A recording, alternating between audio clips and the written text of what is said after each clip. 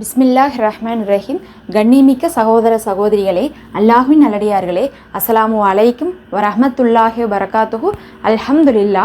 அல்லாஹும்ம ஸல்லி அலா முஹம்மதின் வாலா அலி முஹம்மதின் வபாரிக் வஸல்லிம். இன்றைக்கி நம்ம பார்த்தீங்கன்னா ஒரு சிறப்புக்குரிய வரியை தான் பார்க்க போகிறோம். இந்த ஒரு சின்ன துவாவை இல்லை இந்த ஒரு சின்ன வரியை நீங்கள் 100 முறை ஓதி பாருங்க. சுப்ஹானல்லாஹ், உங்களுடைய விதியே மாறும்னு சொல்லலாம். நிறைய நேரத்தில் நம்ம எல்லா முயற்சியுமே பண்ணிடுறோம். பண்ணதுக்கு பிறகும் நமக்கு நம்மளுடைய தேவைகள் நிறைவேற மாட்டேங்குது. நானும் பல வருஷமாக கேட்டுட்டேன், எனக்கு மட்டும் கிடைக்க மாட்டேங்குது. எல்லாருக்கும் அமையுது, நமக்கு மட்டும் அமைய மாட்டேங்குது. ஏன் நம்ம லைஃப் இதிலே ஸ்டக்காகவே இருக்குது? நம்மளால் ஏன் அடுத்த லெவலுக்கு போக முடியல, நம்மளால் முன்னேற முடியலன்னு எவ்வளவோ விரக்தியான நிலைமையில் இருக்கக்கூடிய மனிதர்கள் கூட இந்த ஒரு அமலை பின்பற்றுங்க. ஒழு தேவையில்லை, தொழுகை இருக்கணும்னு அவசியம் இல்லை. நீங்கள் வேலை செஞ்சுக்கிட்டே கூட இதை ஓதலாம். ஆனால் அல்லாஹ் குர்ஆனில் வாக்களிச்சிட்டான். ஒரு இடம் இல்லை, 2 இடம் இல்லை, பல இடத்துல வாக்களிச்சிட்டான். இதை செய்பவர்களை நம்ம வாழ்க்கையில் உயர்த்தி கொண்டே போவோம். அதாவது செல்வம் இல்லைன்னு நினைக்கிறீங்களா, உயர்ந்த செல்வத்தை அல்லாஹ் கொடுப்பான். குழந்தை பாக்கியம் இல்லைன்னு நினைக்கிறீங்களா, உயர்ந்த குழந்தை பாக்கியத்தை உங்களுக்கு அல்லாஹ் கொடுப்பான். திருமண வாழ்க்கை அமையலைன்னு நினைக்கிறீங்களா, அல்லாஹ் சிறந்த திருமண வாழ்க்கையை உங்களுக்கு அமைத்து கொடுப்பான். எதெல்லாம் வாழ்க்கையில் இல்லையோ அதை விட சிறந்ததை உங்களுக்கு அடைய வைப்பதற்கு இந்த ஒரு அமல் போதும். அல்லாஹ் சொல்கிறான், ஒரு அடியான்ட்ட நான் இதை தான் எதிர்பார்ப்பேன். ஆனால் அந்த அடியான் இதை சொல்ல மாட்டேங்கிறானே, சொல்லிட்டா நான் ஏன் அவனை கஷ்டப்படுத்த போகிறேன், அவனுக்கு வாழ்க்கையில் கஷ்டமே இல்லாமல் எல்லா நல்லதையும் அவன்கிட்ட கொடுப்பனே அப்படின்னு அல்லாஹ் சொல்கிறான். அப்போ நம்ம அதை தெரிஞ்சு செய்யாமல் இருக்கலாமா? அந்த ஒரு அமல் தான் நன்றி செலுத்துவது. அல்லாஹ் சொல்கிறான் குர்ஆனில், பல இடத்துல சொல்லிட்டான். அதுலேயும் ஒரு இடத்துல ரொம்ப குறிப்பாக சொல்கிறான், நான் கொடுத்த விஷயத்துக்கு நீங்கள் நன்றி மட்டும் செலுத்தி பாருங்கள், உங்களுக்கு இப்போ கிடைச்சது என்னது அதை விட அதிகமாக உங்களுக்கு கொடுப்பேன். நீங்கள் எங்கிட்ட நன்றியே செலுத்தாமலே உங்களுக்கு அல்லாஹ் என்ன பண்ணியிருக்கான், கண் பார்வையை கொடுத்துருக்கான். நம்ம என்னைக்காவது நினச்சி நன்றி செலுத்தியிருக்கோமா?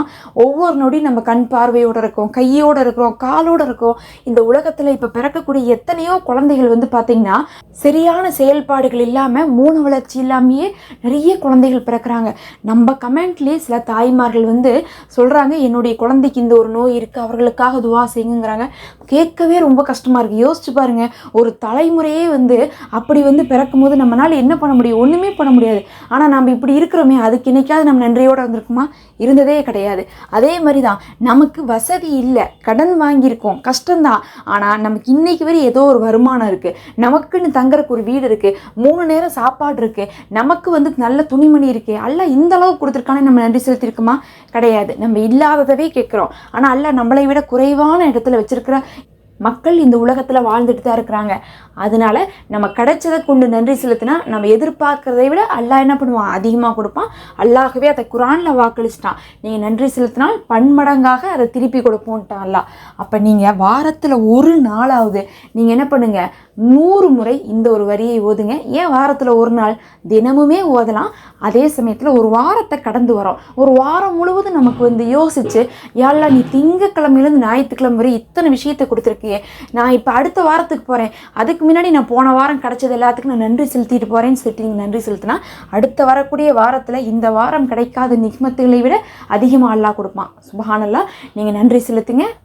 அல்ஹம்துலில்லாஹி அலா குல்லி ஹால் அப்படின்னு சொல்லக்கூடிய இந்த வரியை ஓதி நன்றி செலுத்துங்க. ஏன்னு பார்த்தீங்கன்னா நபி ஸல்லல்லாஹு அலைஹி வஸல்லம் அவர்கள் இந்த வரியை சந்தோஷமாக இருக்கும்போது ஓதுவாங்களாமா, சோதனையில் இருக்கும்போது ஓதுவாங்களாமா. ஏன் அப்படி ஓதியிருக்காங்கன்னு பார்த்தீங்கன்னா, யாழ்லா நீ சந்தோஷமாக இருக்கிறப்ப கொடுத்தியே அதுக்கும் நன்றி, நீ சோதனையாக இருக்கும்போது கொடுத்தியே அதற்கும் நன்றின்னு இருக்காங்க. சில நேரத்தில் நமக்கு வாழ்க்கையில் வரக்கூடிய சோதனைகள் கூட அல்லாஹுடைய புறத்துலேருந்து நிக்மத்தாக இருக்குமாமா. அது மறுமைக்கான வெற்றியை கொடுக்கும், இம்மைக்கான நல்ல ஒரு வெற்றியை கொடுக்கக்கூடியதாக இருக்கும். அதனால சோதனைக்கும் நன்மைக்கும் சேர்ந்து நம்ம நன்றி சொல்லக்கூடிய வார்த்தையாக இருக்கிறதுனால இது நபி அவர்கள் ஓதியிருக்காங்க. நாமளும் இதை ஓதி வரணும். 100 முறை அப்படிங்கிறது நம்ம ஒரு குறைந்தபட்சம் திக்ருகளுடைய எண்ணிக்கைக்காக சொல்கிறோம். ஆனால் உங்களால் முடிந்த அளவுக்கு நீங்கள் அதிகமாக கூட இதை ஓதுங்க. கண்டிப்பாக உங்களுடைய வாழ்க்கையில் பெரிய மாற்றத்தை பார்ப்பீங்க. நன்றி செலுத்துவதன் மூலமாக விதியே உங்களுக்கு மாறும். அல்லாஹ்வே போதுமானவன். நம்ம தினமுமே சுருக்கமாக ஒரு இபாதத்தை எடுத்து சொல்லி கொண்டு வரோம். பார்த்து பயனடைய மறக்காமல் சப்ஸ்கிரைப் பண்ணிக்கோங்க. லைக் கொடுத்து கீழே இருக்கக்கூடிய ஹைப் பட்டனை கிளிக் பண்ணிங்கன்னா மற்றவங்களுக்கும் இது காமிச்சு அவங்களும் அமல் செய்து கொள்வாங்க. நம்ம சேனலில் மெம்பர்ஷிப் இருக்குது, ஹதியாவாக விரும்புகிறவங்க ஜாயின் பண்ணிக்கோங்க.